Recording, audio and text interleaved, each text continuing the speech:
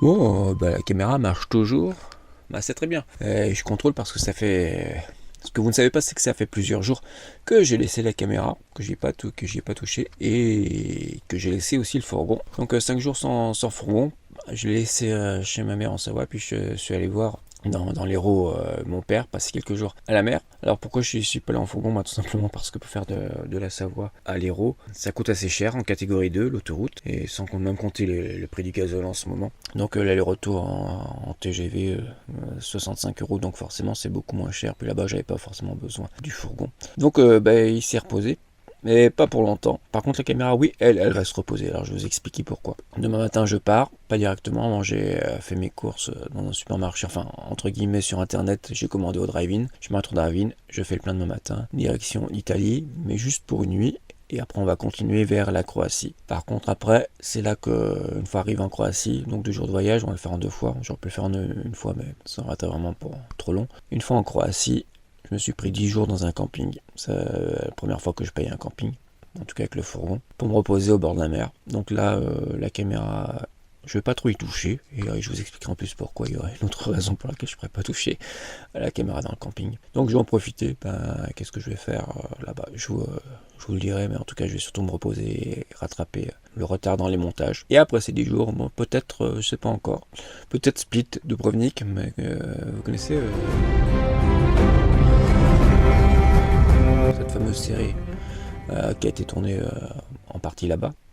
Même avant ça, je voulais visiter ces 2 villes, sauf que à chaque fois que j'étais en Croatie, c'était l'été, c'est noir de monde. Donc là, je vais voir, ça m'embête un peu, mais je me dis que si j'y vais le matin, il n'y aura pas trop de monde. Donc voilà le programme. Et après ça, après la Croatie, la Bosnie-Herzégovine, que j'attends avec impatience parce que d'après ce que je peux lire, entendre des gens qui y sont allés, que je connais, ou que je peux lire sur Instagram, ou voir sur Instagram, ou sur YouTube. C'est les pays des Balkans, comme la Bosnie, l'Albanie, idéal pour partir en véhicule de loisirs, en véhicule aménagé, camping sauvage de partout, des paysages magnifiques, pas de problème au niveau de la sécurité. Tout est moins cher évidemment qu'en France ou même que dans le reste de l'Europe centrale. Donc j'attends ça avec impatience. Puis après la Bosnie, j'ai encore plusieurs possibilités. Ça sera un peu plus clair, disons au milieu du mois d'août. Donc voilà ce qui m'attend. Donc demain, départ pour l'Italie. Donc je ferai encore une petite vidéo sur la route. Une fois arrivé au camping, on va faire une pause. Mais bon, là, je suis quand même bien content de retrouver mon fourgon, enfin de retrouver mon chez moi après 5 jours d'absence. Là, je vais plus le quitter pendant très longtemps. Voilà, c'est le jour du grand départ. Je quitte la France, direction l'Italie. Enfin non, l'Italie c'est par là-bas, mais d'abord je vais récupérer mes courses au supermarché du coin que j'ai commandé sur internet. Une grande première pour moi, j'ai jamais utilisé un drive. J'espère que ma commande sera prête parce que j'ai beaucoup de route à faire. C'est prévu pour 8h30. Un peu d'inquiétude parce qu'il va falloir caser tout ça, c'est déjà tout bien rempli, surtout les produits frais. Vu que je prévois de passer 10 jours en camping et donc d'installer le micro-ondes, évidemment, j'ai pris plein de plats cuisinés et ça va remplir le frigo. Et donc il va falloir que je vire quelques bouteilles. On va bien trouver une solution. Donc voilà, on est parti pour 2 jours de voyage à travers l'Italie. Et destination, la Croatie. Alors voilà, les courses sont récupérées. Maintenant, comme d'habitude, je vais vous montrer. Je vais commencer par les produits frais que je vais trier par date et mettre ça dans le frigo. Ça va être le plus long. Tout classé par date. Plus qu'à mettre ça au frigo. On commence par ça en dessous. Et puis là, c'est ce que je vais devoir consommer aujourd'hui ou demain. Tout est rentré. Il y en a même un peu dans le congélateur. Alors maintenant, je vais vous montrer le genre de truc qui m'énerve, qui arrive régulièrement. C'est quand vous roulez, vous commencez à rouler, et au bout de quelques minutes, qu'est-ce qui se passe?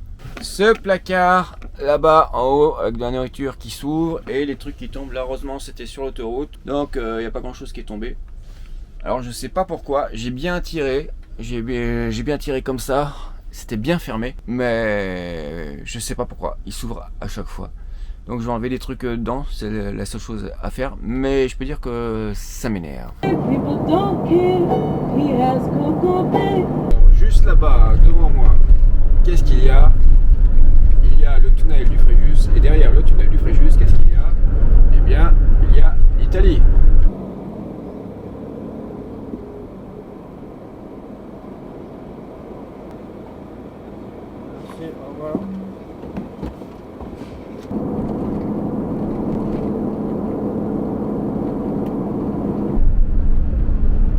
63,50 € pour ce tunnel, c'est quand même du vol. Je connais pas la longueur, mais je trouve que c'est quand même du vol.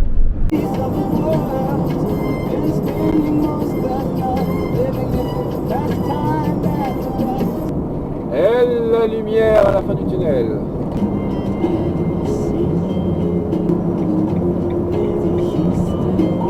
« 63,50 € pour traverser un tunnel de 13 km qui a été construit en 1980 et qui est dans un état de 1980.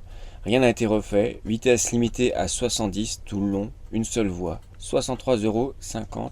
Ils se foutent du monde. Bon, enfin bref, j'ai traversé. Maintenant, je suis en Italie. L'autoroute sur une bonne centaine de kilomètres en Italie. Alors, les autoroutes en Italie, c'est toujours pareil. Mauvaise qualité, des travaux partout, des tunnels partout. Tunnel, travaux, tunnels. Donc on ne peut pas rouler très vite. Et en plus, sur plus d'une centaine de kilomètres, pas une heure de repos. Heureusement, à midi, il y en a une. J'en ai trouvé une juste au bon moment pour manger parce que je commençais vraiment à avoir faim. Et bah là, je me fais plaisir. Je suis en train de cuisiner. Juste derrière moi, un des plats frais que j'ai acheté aujourd'hui, c'est des lasagnes du traiteur. On en est en Italie, hein, même si je les ai achetées en France. Au moins quelque chose de possible, mais ça m'a bien énervé tout ça aujourd'hui. J'ai pris un peu de retard. Mais bon, il n'y a pas trop de monde, pas trop de circulation. Il faut voir aussi le bon côté des choses. Donc je vais me prendre les lasagnes et puis on repart.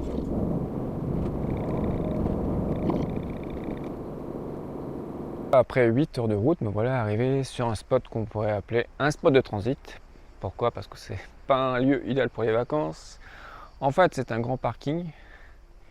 Je pourrais ça doit être un stade, il y a un deuxième parking pour les voitures. Et avec sur ce parking, pas là où je suis garé, mais derrière moi, il y a des places. Vu que c'est désert, je m'y suis pas mis, mais parce que c'était un peu penché sur le côté. Mais il y a des places réservées aux camping-cars avec même aussi une petite aire de service. Et oui, cet endroit s'appelle Montebello, à 4 km de l'autoroute. C'est juste pour passer la nuit. Hein. Et puis même à côté du cimetière, les voisins, je ne vais pas être dérangé par les voisins. Bon, désolé pour le contre-jour. Alors là-bas, c'est le cimetière. Ici, c'est l'aire de service qui vaut ce qu'elle vaut, mais enfin, c'est toujours mieux que rien. Puis il y a un robinet. Alors par contre, je pense pas qu'on puisse vider les toilettes. Quoi que si. Et même, on peut même vider les toilettes ici. Manifestement en bas là. Ça c'est la grille pour vider les toilettes. Et ça c'est un robinet juste pour vider les cassettes. Hop, et puis ça coule en plus. Bon, de toute façon j'en ai pas du tout besoin, hein, mais ça peut servir. Donc Montebello, il n'y a pas un chat, on est en plein mois au début du mois d'août. Là on va rendre visite aux voisins. Bon, quand c'est ouvert, il y a même les toilettes mais elles sont fermées. Voilà, mon spot pour la nuit. Puis à côté, des vignes derrière moi à l'italienne. De l'autre côté, il y a la ville, une petite église, il y a des restaurants. Ça n'a pas l'air calme comme ça, mais en fait, bon, sur Park Fortnite, tout le monde dit que c'est bien, qu'il n'y a pas de problème de sécurité. On va croire les commentaires sur Park Fortnite. Ils conseillent même la pizzeria d'à côté, mais enfin, moi j'ai assez à manger. Le seul inconvénient, il paraît que le matin, il y a des camions qui viennent vider du verre brisé. Ça doit être dans le conteneur qu'il y a là-bas, derrière moi, le truc bleu, j'imagine. Enfin, moi, de toute façon, demain matin, je vais partir tôt pour arriver le plus vite possible au camping. Bon, voilà. Bonne journée, ça a bien roulé, sauf en fin d'après-midi, à partir du il est 18h. En fait, je pensais même m'arrêter bien avant, 150 km plus tôt. Puis comme ça roulait bien, je dis allez, on va continuer. Bon, puis il se trouve que les bouchons sont arrivés après. Enfin bon, ça m'a fait 2 heures, puis j'étais pas fatigué. Donc comme ça j'ai avancé, ça me fera ça à faire demain, parce que demain, ça va être une assez longue journée, genre moins de kilomètres, j'imagine, j'ai pas encore regardé exactement, ça fera 300-350, mais la Croatie, en ce mois d'août 2022, n'est pas dans l'espace Schengen. Il faut savoir qu'à partir de janvier 2023, ou si vous regardez cette vidéo déjà en 2023, depuis janvier 2023, la Croatie est dans la zone euro. Donc là, on peut payer en euros. Par contre, ce n'est pas dans Schengen, dans l'espace Schengen. Ce qui veut dire qu'entre la Slovénie et la Croatie, il y a des contrôles aux frontières.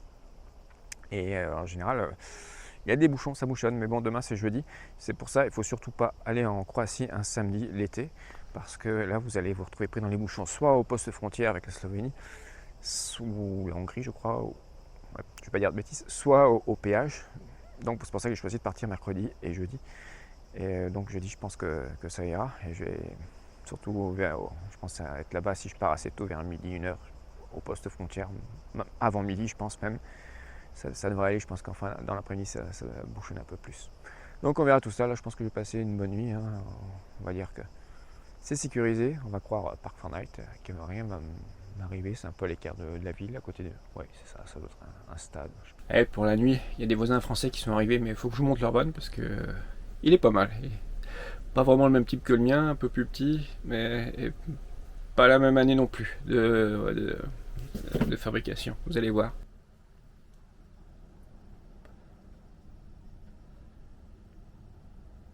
Bon, moi, comme je suis pas du tout mécano, ça serait pas pour moi, parce que je pense qu'il doit souvent faire des réparations, mais bon, pourquoi pas. S'ils s'y connaissent en mécanique, ça a son charme aussi, pour les vacances. La nuit a été calme, le réveil un peu brutal, parce qu'à 6h, un camion est venu vider sa benne dans le conteneur qu'il y a sur le parking. C'était du verre, évidemment, donc je pense que il récupère il récupère le verre recyclé, il le vide ici, donc c'est très bruyant à 6h du matin, et après à 7h, depuis 7h, il y a quelqu'un qui passe la tondeuse. Donc c'est plutôt pour les gens qui se lèvent tôt. Déjà ça a été signalé aussi dans Park Night, donc je m'y attendais un peu. Mais bon, sinon, à part mes voisins français avec le camping-car, enfin le van un peu bizarre, il y a plus loin, il n'y a personne ici. Et tout fonctionne, donc. Et puis surtout c'est gratuit. Donc je finis mon petit déjeuner, puis on va rejoindre l'autoroute qui est seulement à 4 km d'ici.